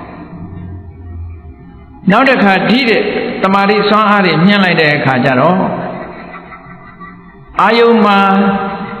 ဒီအာယုန်လေးနဲ့စိတ်လေးနဲ့တွေ့ကပ်နေအောင်လုပ်ပေးเสียမလို့တော့ပဲနဲ့ထိုအာယုန်လေးပေါ်မှာကျေနပ်နေတာရဲ့နှစ်သက်နေတာရဲ့တည်ငြိမ်နေတာရဲ့ဒီအခြေအနေ3ရပ်ကလေးနဲ့ထိုအာယုံပေါ်မှာရပ်တည်နေလို့ရှိရင်တတ္တယဇန်လို့ခေါ်တယ်။အော်မေတ္တာပွားတဲ့ပုဂ္ဂိုလ်ဟာအဲ့လိုဇန်3ဆင့်ထိအောင်ရနိုင်တယ်။အဲ့ဒီဇန်3ဆင့်ရသွားမှစေတောဝိမု ക്തി လို့ခေါ်တာ။စိတ်လေးဟာဗျာပါဒကလွတ်သွားပြီတဲ့။ဒေါသတွေကလုံးဝလွတ်နေတဲ့စိတ်တဲ့အဲ့ဒီချိန်စေတောဝိမု ക്തി ဆိုတာပို့ပြီးတော့ဒီလုံးဝလွတ်မြောက်လာတဲ့အနေအထားတစ်ခုရောက်လာအောင်လေ့ကျင့်ယူထားတဲ့မေတ္တာကိုပြောတာတာမန်မေတ္တာကိုမေတ္တာလို့ပဲသုံးတယ်စေတောဝိမု ക്തി ဆိုတဲ့စကားလုံးလေးထည့်သုံးလိုက်လို့ရှိရင်ထိုမေတ္တာဒီဇန်အခြေအနေထိအောင်ရောက်နေတဲ့မေတ္တာမျိုးလို့ဒီလိုပြောတာကဲကောင်းပြီပိယပုဂ္ဂလလို့ခေါ်တဲ့ကိုချစ်ခင်တဲ့ယဉ်နီးတဲ့မိတ်ဆွေနဲ့လေ့ကျင့်လိုက်လို့အောင်မြင်သွားတဲ့မေတ္တာလေးကိုဒီတိုင်းမထားနဲ့အောင်မေတ္တာကိုဖြန့်ကျက်ကြည့်အောင်ထိုမေတ္တာလေးကို transfer လုပ်အောင်ဘယ်သူ့ပေါ် transfer လုပ်မလဲဆိုချစ်လည်းမချစ်မုန်းလည်းမမုန်းနဲ့ကိုမသိတဲ့ပုဂ္ဂိုလ်ပေါ်မှာပြောင်းကြည့်လိုက်ပြောင်းကြည့်လိုက်လို့ရှိရင်ဒီမေတ္တာသဘောတရားလေးဟာရော့ကျမသွားဘူးကိုချစ်ခင်တဲ့ပုဂ္ဂိုလ်ပေါ်မှာထားတဲ့စိတ်အခြေအနေဟာမုန်းလည်းမမုန်းချစ်လည်းမချစ်တဲ့ပုဂ္ဂိုလ်ပေါ်မှာသွားထားလိုက်လို့အခြေအနေပြောင်းလဲသွားတယ်ဆိုလို့ရှိရင်ပြန်လေးကျင့်ဒီမှာပြန်လေးကျင့်ပြောင်းလဲမသွားဘူးဆိုလို့ရှိရင်ဒါဒုတိယအဆင့်အနေနဲ့အဆင်ပြေသွားပြီကဲနောက်တစ်ခါပုဂ္ဂိုလ်2ယောက်ပြောင်းလိုက်ပြီနော်ပထမပိယပုဂ္ဂလဒုတိယမစ္ဆတအလယ်အလတ်ပုဂ္ဂိုလ်ပေါ်မှာပြောင်းကြည့်လို့အခြေအနေမပြောင်းဘူးဆိုရင်နောက်တစ်ယောက်ပေါ်မှာပြောင်းကြည့်အဲ့ဒီပုဂ္ဂိုလ်ကကိုယ်နဲ့မတည့်မုန်းတီးတဲ့ကိုယ့်ရဲ့ယန္တုလို့ဆိုတဲ့ပုဂ္ဂိုလ်ပေါ်မှာပြောင်းကြည့်လိုက်လို့ဒေါသလေးဖြစ်လာလို့ရှိရင်အေးမေတ္တာမကြန့်ခိုင်သေးဘူးပြန်ပြီးတော့လေ့ကျင့်အောင်ကိုမေတ္တာပြန်လေ့ကျင့်ပြီးတဲ့ခါပြန်စမ်းသပ်ကြည့်လိုက်အာယုံပြောင်းပြီးတော့ကိုယ်နဲ့မတည့်တဲ့လူပေါ်မှာမေတ္တာထားကြည့်ထားလို့ရသွားပြီဆိုလို့ရှိရင်တော့ဒီမေတ္တာဟာတော်တော်ခိုင်မာသွားပြီလို့ပြောဒါစမ်းသပ်တဲ့နည်းအဲ့လိုလုပ်ပြီးတော့တလောကလုံးမှာရှိတဲ့တတ္တဝါတွေပေါ်မှာမေတ္တာထားနိုင်အောင်ကြိုးစားနောက်ဆုံးမှာလူ၄ယောက်ကြည့်လိုက်နံပါတ်1ကကိုယ်တိုင်မိမိကိုယ်တိုင်နံပါတ်2က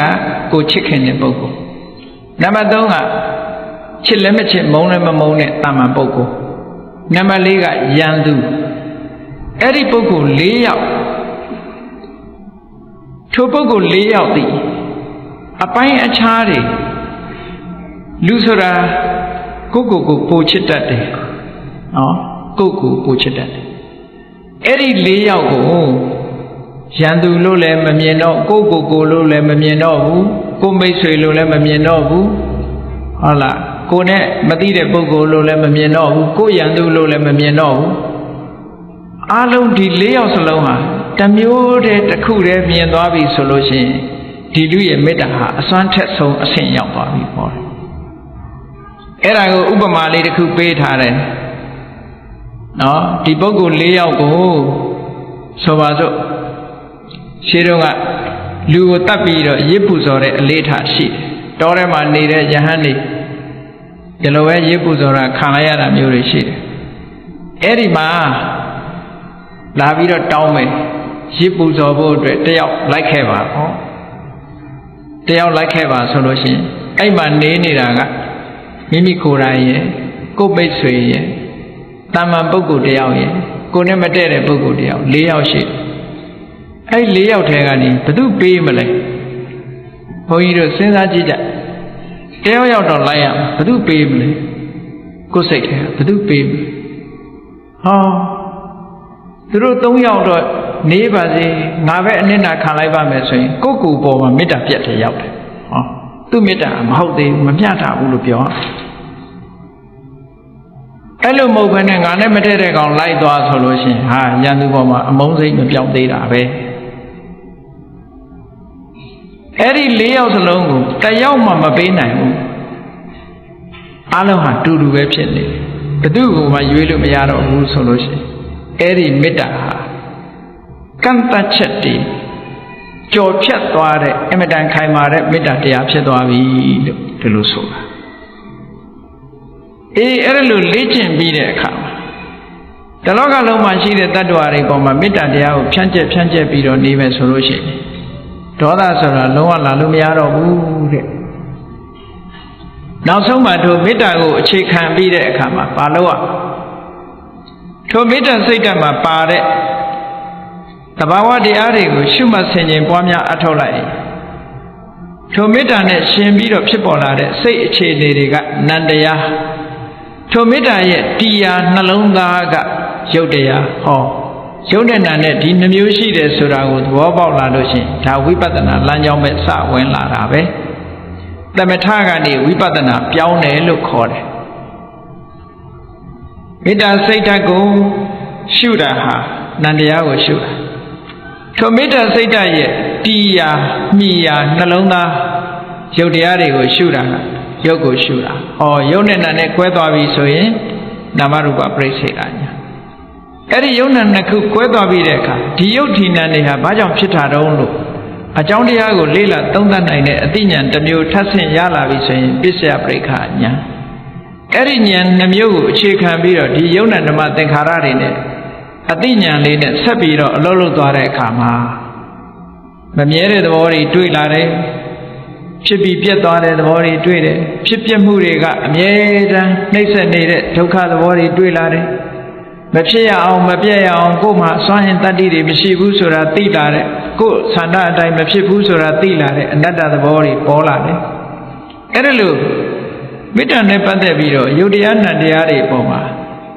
အနိစ္စလို့လည်းရှုနိုင်လာတယ်ဒုက္ခလို့ရှုနိုင်လာတယ်အနတ္တလို့ရှုနိုင်လာတယ်သမထနာဉာဏ်အဲ့ဒီကနေပြီးတော့ဆက်လက်ပြီးဖြစ်တာပြတ်တာလေးကြီးပဲအာယုဆိုင်မိလာတဲ့အခါကျတော့ဥရိယဗျဉာဏ်ထိုဥရိယဗျဉာဏ်ကနေပြီးတော့ရင့်တန်လာတဲ့အခါကျတော့ဖြစ်တာဆိုတာကိုတည်ပြီးတော့အာယုမပြုတ်နိုင်တော့ဘူးပြက်နေတာတွေကဉာဏ်တော်အားကြီးသည့်အတွက်ကြောင့်အပြက်ပဲမြင်နေတာမျိုးကြတော့ဘေငါဉာဏ်လို့ခေါ်တယ်အဲ့ဒါလို့ပြက်တာတွေကြီးမြင်နေသည့်အတွက်ကြောင့်စိတ်ထဲမှာဘာပေါ်လာတယ်ဉာဏ်ထဲမှာဘာပေါ်လာတာဟာပြက်နေတာဟာကြောက်เสียကြီးပါလားလို့ကြောက်เสียကြီးပါလားလို့တွေးလာတာအဲ့ဒါဘယဉာဏ်လို့ခေါ်တယ်ကြောက်เสียလို့မြင်လာတဲ့အခါကျတော့အေးဖြစ်မှုတွေကနှိမ့်ဆက်လို့စိတ်ပြက်เสียညှင်းငွေ့เสียကြီးပါလားအပြစ်တွေကိုမြင်လာတယ်ပြက်နေတဲ့အရာကြီးဟာတွေ့တာเสียမကောင်းဘူးလို့အပြစ်တွေကိုမြင်လာရင်အာဓိနဝညာအပြစ်တွေမြင်လာတဲ့အခါကျတော့မလို့ချင်တော့ဘူးညှင်းငွေ့လာစွန့်လွတ်ချင်လာညှင်းငွေ့လာတယ်နေဗိဒညာ ညင်းငွေလာတဲ့အခါကျတော့လွတ်ချင်လာတယ်ဒါတွေကိုလွတ်ချင်လာတယ်မလို့ချင်တော့ဘူးမုံစီတုကမြတာညာအဲ့ဒီကနေပြီးတော့လွတ်ဖို့ရာအတွက်လွတ်ရလွတ်ကြောင်းကိုပြန်လီပြီးတော့ဆင်ញင်စဉ်းစားတာကြတော့ပဋိသင်္ခာညာပြန်လီစဉ်းစားခြင်းကနေပြီးတော့သင်္ခါရတရားတွေရဲ့သဘာဝအပေါ်မှာနေသားတကျဖြစ်သွားပြီးတော့စိတ်လှုပ်ရှားမှုတွေနည်းသွားပြီးတည်ငြိမ်မှုတွေအသိဉာဏ်တွေကလွှမ်းမိုးလာပြီဆိုရင်သင်္ခါရုပ္ပခဉာဏ်လို့ခေါ်တယ်အဲ့ဒီသင်္ခါရုပ္ပခဉာဏ်ရင့်တန်သွားပြီဆိုလို့ရှိရင်ဟောဒီဗျာပါဒဆိုတဲ့သဘာဝတရားကိုအစစ်စစ်ပယ်ရှားသွားနိုင်တဲ့သောတပတ္တိမေသောတပတ္တိဖို့သဂရဂါမိမေသဂရဂါမိဖို့အနာဂါမိမေဆိုတာလဲပေါ်လိုက်ရောဒေါသဆိုတာဘယ်တော့မှပြန်မလာတဲ့လမ်းရောက်သွားတယ်အမုန်းတရားဆိုတာနှလုံးသားထဲမှာလက်ကြံမရှိတော့အနာဂံဖြစ်သွားပြီဆိုရင်အမုန်းတရားလက်ကြံမရှိတော့ဘူးတဲ့မေတ္တာပွားလို့ရှိရင်အမုန်းတရားဟာပြန်ထလာနိုင်သေးတယ်အခုခေတ်ယောဂစစ်တယ်လို့စစ်ကြည့်လို့ရှိရင် positive ဖြစ်နေအောင်မယ်နော် positive ဖြစ်လိမ့်မယ်နှလုံးသားထဲမှာအမုန်းရှိသေးသလားလို့ဆေးစစ်တယ်လို့စစ်ကြည့်ရင် positive တွေးလိမ့်မယ်အနာဂါမိမဲ့ရသွားတာနဲ့တပြိုင်နက် negative ဖြစ်သွားပြီလုံးဝမရှိတော့အဲ့ဒါကြတော့ဒေါသဆိုတဲ့စိတ်ရဲ့လှုပ်ရှားမှုစိတ်ရဲ့ပူပန်စေတတ်တဲ့သဘာဝတရားကနေပြီးတော့လုံးဝထွက်ပေါက်မေတ္တာတရားမေတ္တာတရားကိုအခြေခံတဲ့အနာဂါမိမဉ္ဇဉ်အနာဂါမိဖို့ညာဟာဒေါသရဲ့လုံးဝထွက်ပေါက်ဖြစ်ပါတယ်။ဩဒေါသဆိုတာလာခြင်းလို့မလာတော့ဘယ်တော့မှဒေါသဆိုတဲ့သဘာဝတရားဟာမိမိတဏ္ဍာမှာဖြစ်လာမှာမဟုတ်ဘူး။အစဉ်ထာဝရငြိမ်းချမ်းတဲ့အနေတစ်ခုရရှိသွားနိုင်တယ်။ဒါကြောင့်မို့မြတ်စွာဘုရားကဟောတယ်ယတိတံမေတ္တာစေတောဝိမု ക്തി စိတ်ရဲ့လွတ်မြောက်မှုလို့ဆိုတဲ့ဒီမေတ္တာတရားဟာတဲ့ဗျာပါဒတ္တစိတ်ထဲမှာအလိုမကျနေတဲ့ဒေါသရဲ့နိတ္တရဏံထွက်ပေါက်ပါပဲဟောဒီနည်းနဲ့သာလင်စစ်မှန်တဲ့ထွက်ပေါက်ကိုရနိုင်တယ်နောက်ဆုံးဒေါသဆိုတာဘလို့မှစိတ်ဆိုးအောင်လုပ်လဲစိတ်ဟာဘယ်တော့မှဆိုးလာတာမရှိတော့ဘူး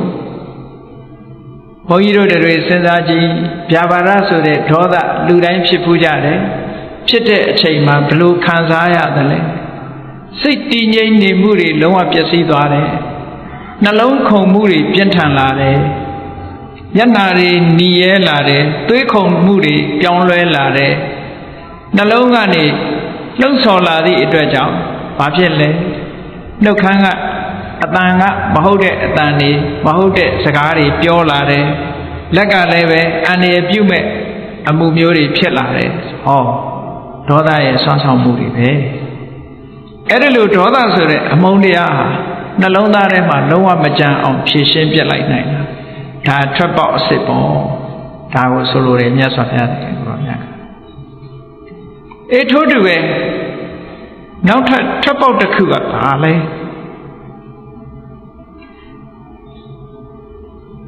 နောက်ထပ်ထွက်ပေါက်တစ်ခုရှာရအောင်မယ်လူတွေမှာတခါတရံကြတော့ဒေါသတယ်မကဘူးဆိုပါစို့စိတ်ဆိုးတယ်ဆိုတော့ရိုးစိတ်ဆိုးကြတာပဲလေကိုယ်အလိုမကျရင်မိဘကသားသမီးကိုစိတ်ဆိုးတယ်နော်တကယ်ချင်းချင်းချင်းစိတ်ဆိုးကြတယ်အဲ့ဒီလိုစိတ်ဆိုးတယ်ဆိုတဲ့အဲမှာတတ်ချင်ဖြတ်ချင်တာဆိုတာပါလားမပါဘူးနော်မိဘကသားသမီးကိုစိတ်ဆိုးတယ်ဆိုတဲ့နေရာမှာဒီကောင်သေအောင်လုပ်မယ်ဆိုတဲ့စိတ်ပါရလားမပါဘူးနော်အေးအဲ့ဒီစိတ်ဓာတ်မျိုးပါလာပြီဆိုလို့ရှိရင်သူ့ကိုဘာခေါ်လဲဆိုတော့ဝိဟေတာလို့ခေါ်တယ်ရက်ဆက်လာရက်ဆက်မှုညှဉ်းပန်းနှိပ်စက်မှုဆိုတဲ့သဘောတရား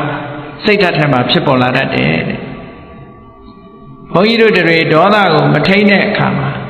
ညှဉ်းပန်းနှိပ်စက်လိုမှုဆိုတဲ့ဝိဟိတာတရားစိတ်ဓာတ်ထဲမှာပေါ်လာပြီတဲ့အဲ့ဒါလို့ပေါ်လာလို့ရှိရင်စိတ်ကိုထွက်ပေါက်ဟာဘာနဲ့လောက်ရမလဲလို့ဆိုရင်ကရုဏာတရားကိုပွားရမယ်တဲ့ကရုဏာဆိုတာကြည့်သူများကိုညှဉ်းဆဲလိုမှုရက်စက်လိုမှုဆိုတဲ့ cruelty ဆိုတာနဲ့ဆန့်ကျင်ပဲဖြစ်တယ်ဒါကြောင့်မို့ကရုဏာတရားကိုပွားပြီးဆိုလို့ရှိရင် လောကမှာအစင်မပြေတဲ့ပုဂ္ဂိုလ်တွေတဏှာစရာကောင်းတဲ့ပုဂ္ဂိုလ်တွေဆိုပါစို့ယောဂဖြစ်လို့ဒုက္ခဝေဒနာခံစားနေရတဲ့ပုဂ္ဂိုလ်စီးပွားရေးအစင်မပြေလို့စိတ်ညစ်နေတဲ့ပုဂ္ဂိုလ်စားစရာတောက်စရာမရှိလို့ဒုက္ခရောက်နေတဲ့ပုဂ္ဂိုလ်နေစရာမရှိလို့အတိဒုက္ခရောက်နေတဲ့ပုဂ္ဂိုလ်လောကမှာအစင်မပြေတဲ့ဒုက္ခရောက်နေတဲ့ပုဂ္ဂိုလ်တွေဟာဒါတဏှာစရာပုဂ္ဂိုလ်ပဲအဲ့ဒါလို့တဏှာစရာပုဂ္ဂိုလ်ကိုရွေးချယ်ပြီးတော့ဒုက္ခမௌဆန္တုအခြေအနေဆိုးတွေကသူ့လွတ်မြောက်ပါစေမကောင်းတဲ့အခြေအနေတွေဆင်းရဲဒုက္ခတွေကလွတ်မြောက်ပါစေဆိုတဲ့စိတ်ဓာတ်ကလေးနဲ့အဲ့ဒါလို့ဒုက္ခရောက်နေတဲ့ပုဂ္ဂိုလ်နဲ့ဒီစိတ်ကိုလေ့ကျင့်ယူရမယ်လေ့ကျင့်လို့ရှိရင်ခုနကမေတ္တာလေ့ကျင့်တယ်လို့လေ့ကျင့်လို့အောင်မြင်လာပြီဆိုလို့ရှိရင်ခုနကဝိဟိတာဆိုတဲ့တရားညှင်းဆဲလိုမှုရက်ဆက်တယ်ဆိုတဲ့သဘောတရားဟာသူ့တဏ္ဍာမှာလုံးဝမရှိတော့အောင်လွတ်မြောက်သွားနိုင်ပါတယ်ဒါလည်းထွက်ပေါက်တစ်ခုပဲနောက်တစ်ခုကဘာတော့ဆိုရင်လောကလူတွေဟာကိုယ်နဲ့ပြိုင်ဘက်ဖြစ်စေကိုယ်အိမ်နီးနာချင်းဖြစ်စေကိုယ်အတိတဲကဖြစ်စေမတိတဲ့ပုဂ္ဂိုလ်ပဲဖြစ်စေကြီးပွားတိုးတက်ပြီးတော့ကိုယ့်ရဲ့တာသွားလို့ရှိရင်ဝမ်းသာနိုင်ခဲ့တဲ့ပေါ့ဝမ်းမသာကြဘူးဝမ်းမသာနိုင်တာဘာကြောင့်ဝမ်းမသာတာတော့ဆိုရင်အိတ်တာလို့ခေါ်တဲ့jealousy ကြောင့်ဝမ်းမသာတာအဲ့ဒီ jealousy ဆိုတဲ့သဘောတရားဟာသူတစ်ပါးအောင်မြင်မှုနဲ့ပတ်သက်ပြီးစိတ်ထဲမှာပျော်မွေ့မှုမရှိဘူးပျော်မွေ့မှုမရှိဘူးအဲ့ဒါလည်းစိတ်ရဲ့ emotion တစ်ခုပဲအဲ့ဒါဖြစ်လာပြီဆိုလို့ရှိရင် jealousy တွေဖြစ်တယ်ထို jealousy တွေလွှမ်းမိုးလာတဲ့ပုဂ္ဂိုလ်တယောက်ဟာသူများကိုတော့အန္တရာယ်ပြုတတ်တယ်တခါတော့ကကြားဘူးပါလိမ့်မယ်အမေရိကန်နိုင်ငံမှာအမျိုးသမီးချန်ပီယံတွေကစကိတ်စီးတဲ့မျိုးသမီးချန်ပီယံဒီအားကစားမှာသူကထူးချွန်လို့တရဖူဆောင်းထားတဲ့ပုဂ္ဂိုလ်နောက်ထပ်အမျိုးသမီးအားကစားတစ်ယောက်ပေါ်လာတယ်စကိတ်စီးပြိုင်ပွဲသူနဲ့ရှင်ပြိုင်လာလိုက်သူ့ရဲ့ဆုကိုလူတော့မယ်သူ့နေရာကိုယူတော့မယ်ဆိုတာမခံနိုင်ဘူးမကြည့်နိုင်ဘူးဒါကြောင့်မို့လူစိုးကိုပတ်စံပေးပြီးငှားပြီးအဲ့ဒီအမျိုးသမီးခြေထောက်ကိုရိုက်ချိုးခိုင်းတယ်ဒါလောကမှာတကယ်ဖြစ်ခဲ့တာ true story တကယ်အစစ်အမှန်ဖြစ်ခဲ့အဲ့ဒါမျိုးကဘာကြောင့်ဖြစ်တာတော့ဆိုလို့ရှိရင် jealousy ခေါ်တယ်ပေါ့အဲ့ဒါလို့ jealousy ဖြစ်လာတာကောင်းလားဆိုကောင်းအလွန်ဆိုးတယ်သူများရဲ့အောင်မြင်မှုနဲ့ပတ်သက်ပြီးတော့မခံနိုင်တဲ့သဘောအဲ့ဒီမခံနိုင်တဲ့ emotion stress လို့ခေါ်တဲ့စိတ်ရဲ့ဖြစ်စည်းမှုပေါ်လာလို့ရှိရင်ဘာနဲ့ထွက်ပေါက်ရှာရမလဲလို့ဆိုရင်မုဒိတာဆိုတာဝမ်းသာနိုင်အောင်ကြိုးစားရမယ်မုဒိတာတရားပွားများခြင်းဖြင့်ထွက်ပေါက်ရှာရမယ်တဲ့မုဒိတာတရားပွားများခြင်းလို့ရှိရင်အောင်မြင်ကြီးပွားနေတဲ့ပုဂ္ဂိုလ်တွေကိုကြည့်ပြီးယထာလတ္ထတံပတ္တိတောမာဝိခိသန္တုရထားတဲ့စိစိတ်အခြေအနေတွေကအောင်မြင်မှုတွေကနေဘယ်တော့မှဆုတ်ယုတ်မသွားပါစေနဲ့ထာဝရပျော်နိုင်ကြပါစေထာဝရရွှင်နိုင်ကြပါစေရရှိထားတဲ့အခြေအနေကောင်းတွေကဆုတ်ယုတ်ပျက်စီးမသွားကြပါစေနဲ့အဲ့ဒီပုဂ္ဂိုလ်နဲ့ပတ်သက်ပြီးဒီစိတ်ဓာတ်လေးကိုလေ့ကျင့်ပေးရမယ်လေ့ကျင့်ပေးလို့ရှိရင်ခုနပြောတဲ့သူများစိစိတ်နဲ့ပတ်သက်ပြီးတော့အကောင်းမပြောနိုင်တဲ့အရတိဆိုတဲ့မပျော်မွေ့တဲ့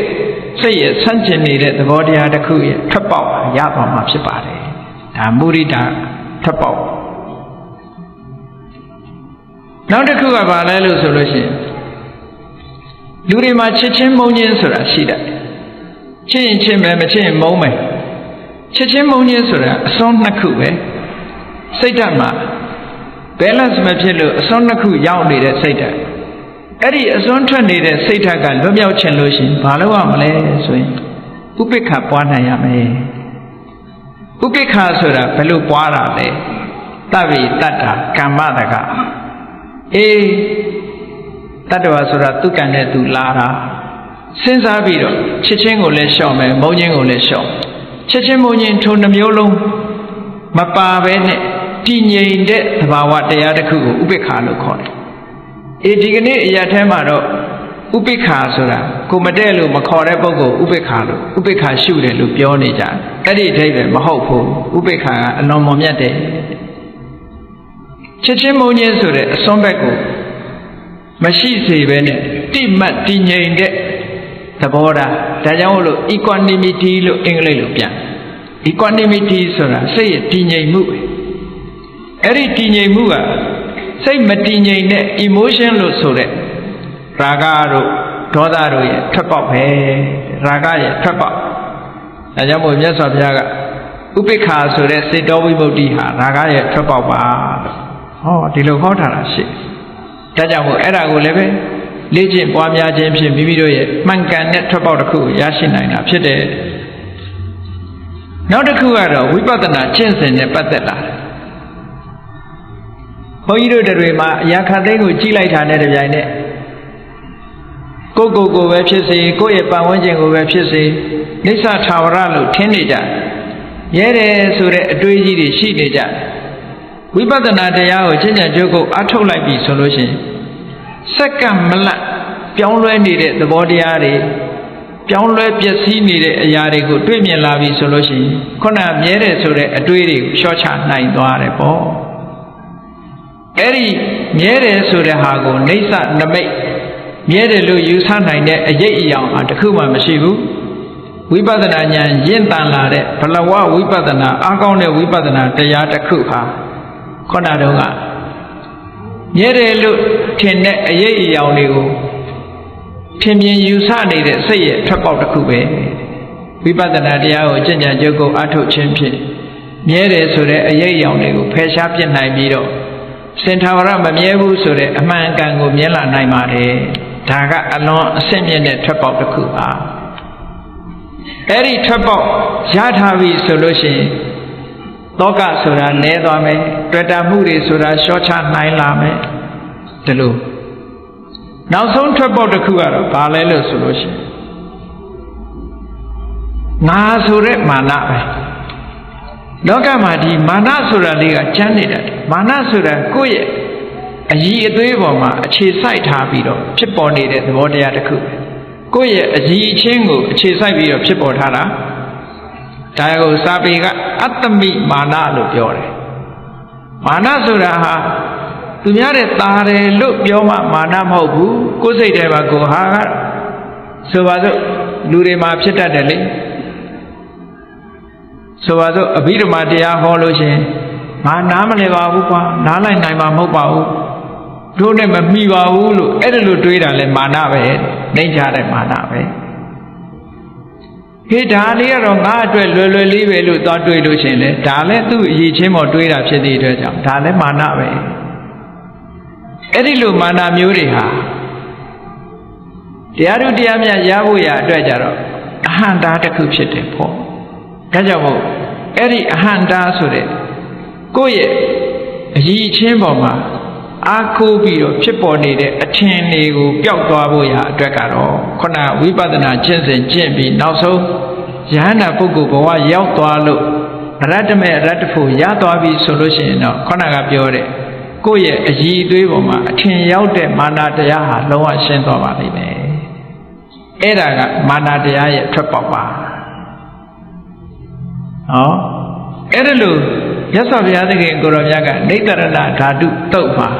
စိတ်ရဲ့ထွက်ပေါက်များဆိုပြီးတော့ဟောထားတာရှိပါတယ်ဒီထွက်ပေါက်များသည်ဒါလည်းတကယ်စစ်မှန်တဲ့ထွက်ပေါက်များဖြစ်သည့်အတွက်ကြောင့်ထွက်ပေါက်များဖြစ်တဲ့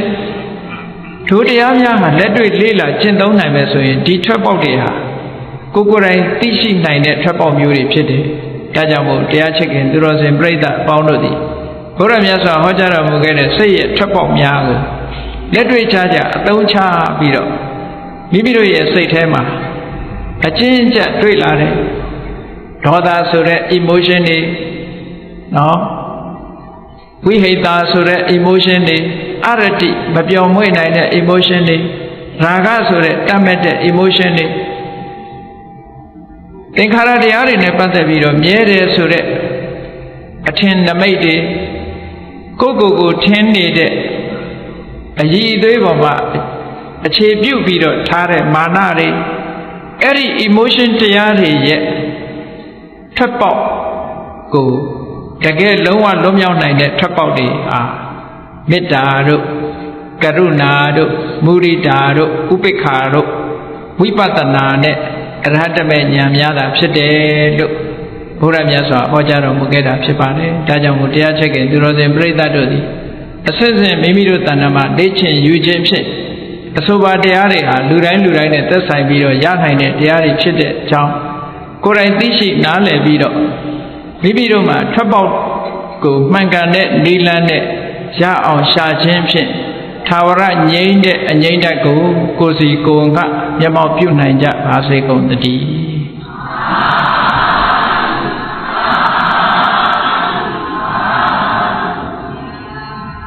ကဲမေတ္တာပို့ရအောင်တတ္တဝါများစွာ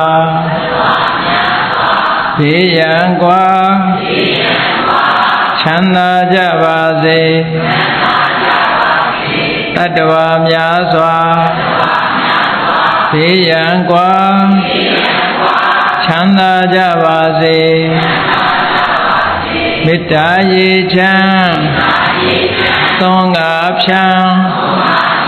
ငြိမ်းချမ်းကြပါစေမေတ္တာရေချမ်းသွန်ငါဖြံငြိမ်းချမ်းကြပါစေသက်ရှိချမ်းပါစိတ်ချမ်းသာတို့ရဆန္ဒပြည့်ပါစေသက်ရှိချမ်းပါစိတ်ချမ်းသာတို့ရဆန္ဒပြည့်ပါစေဖုံလန္တာဒုက္ခပင်ကစားမေတ္တာပုံနေတုသင်္ကမမနောတရတိတပိတံပဝါယံတုဒုက္ခန္တကမေတ္တာပုံနေတုသင်္ကမစုပေါင်းပို့အပ်မေတ္တာတဟုရောင်ပြူပါဝင်းငွေလမင်းနှင့်ရောင်ခြင်းရှယုံပေါင်းဆောင်ရခြင်းကြောင့်တပိတံကျွမဲ့ဥဒ္ဒုံလုံးစုံများစွာတတ္တဝါတို့၏မနောတရတိမြင့်မြတ်ဖြူစင်အေးကြည်လင်းသည့်ရေစဉ်ပြည်တင်းစိတ်နှလုံးတည်ဟုသောရေအိုင်ကြီးအတွင်း၌ဒုက္ခပင်ကသာအစဉ်ထာဝရအေးမြကြည်သာတာယာပွင့်လန်းချမ်းသာဒုက္ခအထိဟုသောကုမုဒ္ဒရာရှားပန်းတို့သည်ဟောလန္တဝန္တာရွှင်မြူဝမုံလူလည်းရဲ့ကြည်နုဝဲကြုံဖူးပွင့်ကြကုန်သည်ဖြစ်၍ဒုက္ခန္တကလေအောင်လေတဲ့ရောရှက်သင်ပြန့်ပိတိတိဟုသောယနံတို့သည်ဘဝယံတုကောင်းစွာမသွေကြိုင်လိုက်၍နေကြပါစေကုန်သတည်း